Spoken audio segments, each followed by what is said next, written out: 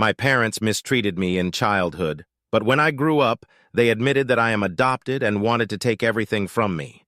I'm reaching out here because I really need some advice and support. I'm not sure where else to turn. I'm 24 now, but I still carry the scars from my childhood, both physical and emotional. I've never really talked about this with anyone, and it's eating me up inside. Growing up, my home was far from a safe haven. My parents, especially my father, were abusive. I remember being a little kid, around 6 or 7, and feeling like the world was constantly against me. My father had a temper, and my mother wasn't much better. She was more passive, but she never stepped in to protect me. Instead, she'd often join in or at least encourage the abuse. My earliest memories are filled with fear. I remember one night vividly. I was maybe 8 years old. I had accidentally spilled some milk on the kitchen floor. It was a small mistake, something any child could do, but my father exploded. He grabbed me by the arm and threw me against the wall. The impact was so hard I saw stars. My mother just stood there watching. She didn't say a word. I can still hear his voice yelling at me, calling me useless and stupid. The beatings became routine after that. Weekends were the worst. My father would drink, and his anger would become even more unpredictable. I tried to stay out of his way, but it never really mattered. One time, he accused me of stealing money from his wallet. I hadn't, but he didn't believe me. He took his belt off and whipped me until I could barely stand. My back and legs were covered in welts for days. My mother told me I deserved it for making him angry. Going to school was my escape. Despite everything, I somehow managed to put on a brave face. I learned early on how to hide my bruises. Long sleeves and pants, no matter the weather. I was determined not to let anyone see my pain. School became my sanctuary. I made friends easily, probably because I was so desperate for positive attention. I became the class clown, always making jokes and trying to make others laugh. It was my way of coping. By the time I reached high school, I had a solid group of friends. We were inseparable. There was Jason, the athlete Sarah, the brainy one, and Emily, who was like the glue that held us all together. They were my second family, but I never let them see the real me. They didn't know about the nightmares that haunted my nights or the pain I carried every day. I was good at hiding it. One day, though, things took a turn I didn't expect. It was the middle of sophomore year. We had a gym class, and I had forgotten to bring my excuse note for not participating. The teacher, Mr. Roberts, was a no-nonsense kind of guy. He didn't believe in excuses. He made me change into gym clothes and join the class. I was terrified. I knew the bruises on my arms and legs would be visible. Sure enough, as soon as I stepped out of the locker room, I saw the looks. Whispers started. I tried to brush it off, pretend it was no big deal. But Jason, being the protective friend he was, confronted me after class. He grabbed my arm and I winced. He saw the marks and demanded to know what happened. I lied, told him I had fallen down the stairs. He didn't believe me, but he didn't push it either. He just nodded and said if I ever needed to talk, he was there. The next few days were awkward. My friends were more attentive, asking if I was okay, but I kept up the facade. I couldn't let them in. I couldn't let them see how broken I really was. I didn't want their pity, but things escalated at home. My father's abuse became more severe, and my mother's indifference grew colder. I remember one night my father came home drunker than usual. He was in a rage over something I can't even remember. He cornered me in the living room, fists flying. I tried to shield myself, but he was relentless. My mother just watched, her face a mask of apathy. That night I ran away. I didn't know where to go. I wandered the streets for hours until I found myself at Jason's house. His mom answered the door, took one look at me, and pulled me into a hug. I broke down, sobbing uncontrollably. Jason came down the stairs, eyes wide with shock. He didn't say anything, just wrapped his arms around me and let me cry. That night was a turning point. Jason's family took me in without question. They offered me a place to stay, a safe haven. For the first time in my life, I felt cared for. But it wasn't easy. The scars, both visible and hidden, were a constant reminder of my past. I struggled with nightmares, waking up in a cold sweat, my father's voice echoing in my head. Therapy helped. Jason's mom insisted I see a counselor. It was tough at first, opening up about my past, but gradually, I started to heal. I learned to trust again, to believe that not everyone would hurt me. My friends were my rock, supporting me through the darkest times. High school ended, and we all went our separate ways for college. But we stayed in touch, visiting each other during breaks and holidays. I chose a college far from home, needing the distance to fully break free from my past. It was there I met Laura, my girlfriend. She was kind and patient, understanding that I had my demons. She never pressured me to talk about my past, but she was always there to listen when I was ready. Now, years later, I'm still healing. The scars will always be there, but they don't define me. I'm stronger than my past. I've learned to find joy in the little things, to surround myself with people who care. But some days, it's still hard. The memories creep in, and I feel like that scared little boy again. I guess I'm sharing this here because I need to know I'm not alone. I need to know that there's hope for people like me, who've been through hell and come out the other side. If anyone has advice or words of encouragement, I'd really appreciate it. Thanks for all the support and kind words from my last post. It really means a lot to know that there are people out there who care and understand. Today, I wanted to share the next part of my story, focusing on how my friends and I transitioned from school to building our careers and eventually starting a business together. There were plenty of ups and downs, so buckle up, this is a long one.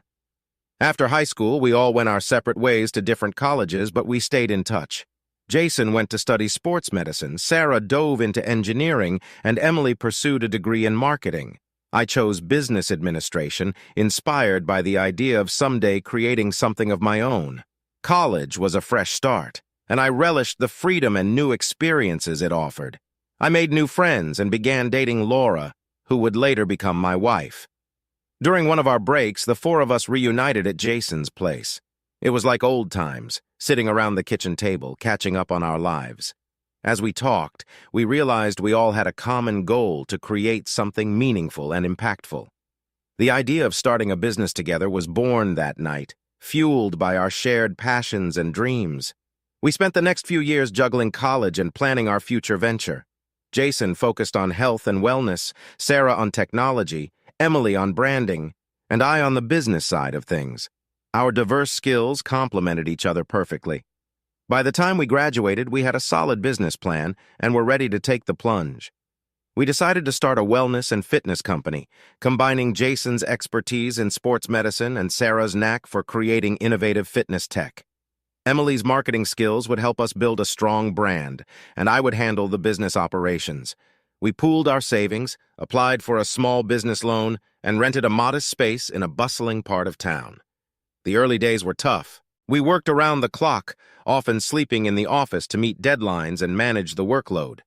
There were moments of doubt and frustration, but we kept pushing forward, driven by our passion and determination. Our first big break came when we launched our flagship product, a fitness tracker that integrated seamlessly with an app designed by Sarah. It was a hit, and our sales skyrocketed. As the business grew, so did our responsibilities. We hired a small team, expanded our product line, and moved into a larger office. I got married to Laura in a beautiful ceremony surrounded by friends and family. Life was good, but it wasn't without its challenges. Balancing work and personal life was a constant struggle, and the stress sometimes took a toll on my mental health. But Laura was my rock, always supporting and encouraging me. One of the most unexpected twists in our journey came when we decided to pitch our business to a group of investors. We had been growing steadily, but we needed more capital to scale our operations and reach a wider market. We prepared meticulously for the pitch, rehearsing our presentation and refining our business plan. The day of the pitch arrived, and we were nervous but excited. The presentation went smoothly, and the investors seemed genuinely interested. However, during the QA session, one of the investors, Mr. Green, started asking probing questions about our financials and future projections. He was known for being tough and shrewd, and his skepticism was palpable. We answered his questions as best as we could, but he remained unconvinced.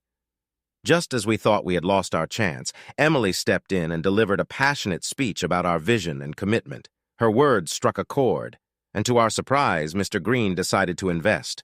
With the new funding, we were able to expand rapidly. We opened new branches, launched innovative products, and even started offering wellness programs and workshops.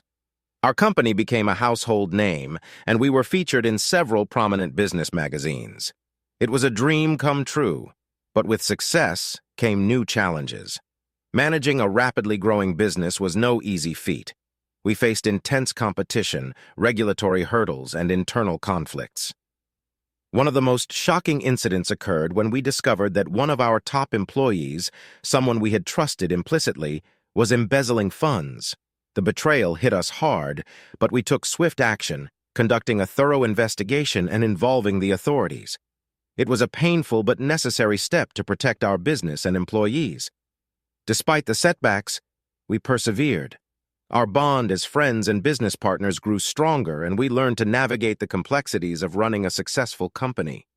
We also made it a point to give back to the community, organizing charity events and wellness programs for underprivileged groups. It was our way of staying grounded and remembering our roots. On the personal front, Laura and I welcomed our first child, a beautiful baby girl named Lily. Fatherhood brought a new set of challenges and joys. Balancing work and family life became even more crucial, and I made a conscious effort to be present for Laura and Lily. The support from my friends and colleagues was invaluable during this time, and I'm grateful for their understanding and flexibility. As the years went by, we continued to innovate and grow. Our company became a leader in the wellness industry, and we expanded internationally. We faced numerous obstacles, from economic downturns to market shifts, but we adapted and thrived. One of the proudest moments of my life was when we were recognized with an industry award for our contributions to health and wellness. Reflecting on this journey, I'm amazed at how far we've come. From those early days of uncertainty and struggle to building a successful business and creating a positive impact, it's been a roller coaster ride. The scars from my past are still there, but they no longer define me. They've shaped me into who I am today, a resilient and determined person who values friendship, family, and hard work. I'm back again to share another chapter of my life. This part of the story is something I never saw coming, and it shook me to my core. It's about how my abusive parents, re-entered my life, bringing chaos and revelations I could never have imagined. I need to get this off my chest, and maybe, just maybe, some of you will have some advice or words of wisdom to share. It had been years since I had any contact with my parents. After I ran away and found sanctuary with Jason's family, I cut all ties with them. They never tried to reach out to me, and I was fine with that. I had built a new life, one filled with love and support from my friends Laura and our beautiful daughter, Lily. Our business was thriving, and life was good. One evening I was working late at the office when I received an unexpected visitor. It was my father. Seeing him standing there brought back a flood of painful memories. He looked older, more worn out than I remembered, but the anger in his eyes was the same. My father made it clear that they believed I owed them for raising me, for feeding and clothing me. They demanded a share of my business, claiming their rights as parents. The audacity of his demand left me speechless for a moment. All the abuse, the neglect, the pain they had caused me, and now they wanted to take away the one thing I had built for myself? I felt a surge of anger and disbelief. The argument escalated quickly. My father's voice rose, and I could feel my own temper flaring. In the heat of the moment, he blurted out something that stopped me cold, a revelation that I was adopted. The room fell silent. My heart pounded in my chest, and I felt like the ground had been ripped out from under me. Adopted? My mind raced, trying to process what he had just said. Was it true? Had my whole life been a lie? I didn't say another word. I stood up, walked to the door, and opened it, indicating for him to leave. He stormed out, muttering curses under his breath, but I barely heard him. My world was spinning. That night, I told Laura everything. She was as shocked as I was, but she immediately sprang into action. We decided to get a DNA test to confirm whether what my father had said was true. The wait for the results was agonizing. I couldn't focus on work, and my friends noticed something was off. I finally confided in Jason, Sarah, and Emily, and they offered their unwavering support. The DNA test confirmed it. I wasn't biologically related to my parents. I felt a strange mix of relief and sadness. On one hand, it explained a lot about my childhood, but on the other hand, it left me with a sense of loss and confusion about my identity. But my father wasn't done causing trouble. He filed a lawsuit claiming that as my legal guardian, he was entitled to a share of my business. It was a ridiculous claim, but it was enough to drag me into a legal battle. The stress was overwhelming. We hired a lawyer, and I spent countless hours preparing for the case, gathering evidence of the abuse and neglect I had suffered. As the court date approached, unexpected events continued to unfold. One evening, Jason called me, his voice tense. He had received an anonymous tip that my father had been in contact with several people from my past, trying to dig up dirt on me. He was desperate to win the case, and he was playing dirty. Determined to confront him, I went to their house, the place I had once called home but now felt like a foreign land. My mother answered the door, her face a mask of indifference. My father was sitting in the living room, a smug look on his face. I demanded to know why they were doing this and what they hoped to gain. My father coldly replied that they felt entitled to compensation for raising me. The conversation went nowhere. I left feeling more determined than ever to fight back. My friends and Laura rallied around me, offering their support and helping me stay focused. The trial was grueling. My father's lawyer tried to paint a picture of a loving family who had fallen on hard times, but our lawyer was relentless. We presented evidence of the abuse, testimonies from neighbors and teachers who had suspected something was wrong but never intervened. The most powerful moment came when Jason took the stand. He spoke about the night I showed up at his house, beaten and terrified, and how his family had taken me in. In the end, the judge ruled in my favor.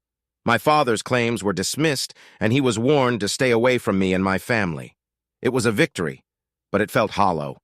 The man who had caused me so much pain had tried to destroy everything I had built, and even though he had failed, the scars remained. Life slowly returned to normal, but I was forever changed. The revelation about my adoption left me with questions about my biological parents. Laura and I decided to search for them, hoping to find some answers and perhaps some closure. It wasn't easy. Adoption records are often sealed, and the process was long and frustrating. But we persisted, and eventually we found a lead. My biological mother was a young woman who had been unable to care for me. She had passed away a few years ago, but I discovered I had a half-sister, Emma. Reaching out to Emma was nerve-wracking. I wasn't sure how she would react to finding out she had a brother she never knew about. But to my relief, she was thrilled. We met, and it was like finding a missing piece of my puzzle. Emma filled in the blanks about our mother, sharing stories and photos that helped me feel connected to my roots. With Emma's support, I started to heal in a new way. I found peace in knowing where I came from and understanding that my past didn't define me.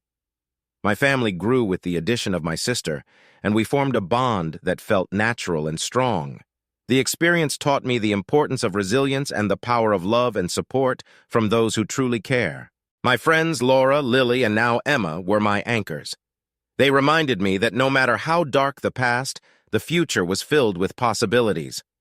Today, our business continues to thrive, and I'm more determined than ever to use our success to help others. We've started a foundation to support abused children, providing them with resources and safe spaces to heal and grow. It's my way of giving back, of making sure that no child has to endure what I did. I am back with another chapter of my life. This part is filled with more twists and turns than I ever imagined. Just when I thought things were settling down, new challenges emerged that tested my strength and resolve even further. After the court case with my adoptive parents, I started to find some semblance of peace. Reconnecting with my half-sister Emma brought a sense of closure and belonging that I hadn't felt in a long time. Life seemed to be moving in a positive direction. Our business was thriving, and the foundation we started to support abused children was making a real difference. Then, out of the blue, I received a letter. It was from a law firm representing my biological family. The letter stated that my biological father and brother had learned about my success and were now demanding a share of my business. They claimed that as my blood relatives, they were entitled to a portion of everything I had built. The shock of the letter hit me hard. I had just come through a brutal legal battle with my adoptive parents, and now this? The sense of betrayal was overwhelming. My biological family, who had never been part of my life, suddenly wanted to take from me the very thing I had worked so hard to create. It felt like history was repeating itself, and I was caught in a never-ending cycle of people trying to claim ownership over my life. Laura and I consulted with our lawyer immediately. He assured us that their claims had no legal standing, but it still meant another court battle. I couldn't believe that after everything I had been through, I was facing yet another fight for my business and my peace of mind. The court case dragged on for months. My biological father and brother painted a picture of a family desperate to reconnect and claiming they were owed a piece of my success as a means to mend old wounds. Their arguments were emotional and manipulative, but our legal team was prepared. We focused on the facts and the law, proving that their claims were baseless. The courtroom battles were exhausting. I had to relive the pain of my past, explaining to the court the abuse I had suffered and how I had built my life from nothing. My friends and Laura stood by me, offering their unwavering support. Emma was also a source of strength, reminding me that my true family was the one I had chosen and built, not necessarily the one I was born into. In the end, the judge ruled in my favor. My biological family's claims were dismissed, and they were ordered to cease any further attempts to interfere in my life. It was a hard-fought victory, but it came at a cost. The emotional toll of the trial left me drained, and I struggled to find my footing again. 4 months after the court ruling, just when I thought things were finally calming down, something happened that changed everything. It was a cold evening in November, and I was leaving the office late. The streets were quiet, and I was looking forward to getting home to Laura and Lily. As I approached my car, I noticed a group of men standing nearby. Before I could react, they surrounded me. Leading the group was my biological brother. He had a menacing look in his eyes and was holding an iron bat. The fear and adrenaline hit me like a freight train. Without warning, my brother swung the bat at me.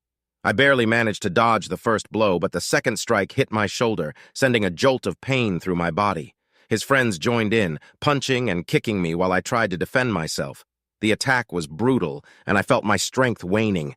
Just when I thought it was over, a bystander intervened. A man passing by saw the attack and rushed to help. He shouted at the attackers, and the commotion drew the attention of others in the area. My brother and his friends hesitated, realizing they were attracting unwanted attention. They fled, leaving me battered and bleeding on the ground. The police and an ambulance arrived shortly after. I was taken to the hospital where I was treated for multiple injuries, including a broken shoulder and several bruised ribs. The physical pain was intense, but the emotional wounds were even deeper. I couldn't believe my own brother had done this to me, driven by greed and jealousy. The police launched an investigation, and my brother was arrested along with his accomplices. They faced charges of assault and battery, and the evidence against them was overwhelming. My brother showed no remorse during the trial, and seeing him in court was one of the hardest things I've ever had to endure. During the trial, it became clear that my brother's actions were driven by more than just greed. He resented me for the life I had built and the opportunities he felt were taken from him.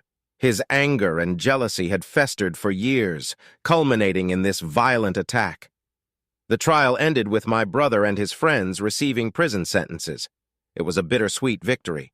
While justice was served, the fact that my own blood had turned against me in such a violent way left a scar that would never fully heal. Recovering from the attack was a long and painful process. Physically, I had to undergo surgery and months of rehabilitation. Emotionally, I struggled with trust issues and a deep sense of betrayal. But through it all, Laura, my friends, and my chosen family stood by me. They reminded me of the strength I had within and the life I had built despite the odds. As time passed, I focused on healing and rebuilding my life. I poured my energy into our business and the foundation, finding solace in helping others. The support from the community was overwhelming, and it reinforced my belief in the goodness of people. One unexpected outcome of the ordeal was the deepening of my bond with Emma. She felt a mix of guilt and anger over our brother's actions, but she stood by me offering her support and love. Our connection grew stronger, and we became even closer as siblings. Just when I thought things had settled down after the brutal attack by my brother and the legal battles with my biological and adoptive families, life threw me another series of curveballs. This part of the journey involves betrayal, unexpected twists, and a deeper understanding of what it means to trust and rebuild. Buckle up, because this one's a roller coaster. After the court case and the attack, I focused on healing and getting back to some sense of normalcy. Physically, I was recovering well with the help of doctors and physical therapists. Emotionally, it was a bit harder, but having Laura, Lily, Emma, and my friends by my side made a huge difference. Our business was doing well, and the foundation was making a significant impact. I felt like I was finally moving forward. One of the most significant changes during this time was the expansion of our business. We'd been eyeing the international market for a while, and with the help of some key partners, we started making inroads into Europe and Asia. It was an exciting time, but also incredibly demanding. The long hours and the constant travel began to take a toll on all of us, especially Laura and me. In the midst of this hectic period, we hired a new COO, Mark, to help manage the growing operations. Mark came highly recommended, with an impressive resume and a reputation for turning companies around. At first, he seemed like the perfect fit. He was charismatic, efficient, and quickly gained the trust of our team. However, as time went on, I started noticing some inconsistencies in his reports and decisions. One evening, after a particularly stressful day, I was going through some financial documents when I noticed a significant discrepancy. Funds were being diverted to accounts I didn't recognize. At first, I thought it might be a mistake, but as I dug deeper, it became clear that someone was embezzling money from the company. The trail led back to Mark. Confronting Mark was one of the hardest things I've had to do. He denied everything at first, but the evidence was overwhelming. It wasn't just the money, there were emails and communications that implicated him in a scheme to siphon off funds. What hurt the most was realizing that someone I had trusted with my business and my future had betrayed me so deeply. We fired Mark immediately and contacted the authorities. The legal process was long and grueling, but ultimately Mark was prosecuted and convicted. The fallout from his actions was severe. We lost a significant amount of money, and our reputation took a hit. Rebuilding trust with our clients and partners was challenging, but we were determined to bounce back. During this tumultuous time, I leaned heavily on my core team: Jason, Sarah, Emily, and of course, Laura. They were my rock, and their unwavering support kept me going. However, not everything was as it seemed. Jason, who had been my closest friend since high school, started acting distant. He was missing meetings, not responding to messages, and seemed generally disinterested in the business. I tried talking to him, but he brushed it off, saying he was dealing with personal issues. I wanted to give him the benefit of the doubt, but something felt off. My suspicions were confirmed when Emily approached me one day with a concerned look on her face. She had overheard a conversation between Jason and Mark before Mark was fired. They had been discussing plans that didn't align with the company's interests. Feeling a mix of disbelief and betrayal, I decided to investigate further. What I found shattered me. Jason had been in cahoots with Mark, helping him embezzle funds and cover his tracks. They had planned to use the stolen money to start their own venture. The betrayal cut deep. Jason wasn't just a business partner, he was like a brother to me. Confronting him was even harder than confronting Mark. When I confronted Jason, he didn't deny it. He tried to justify his actions, saying he felt overshadowed and underappreciated.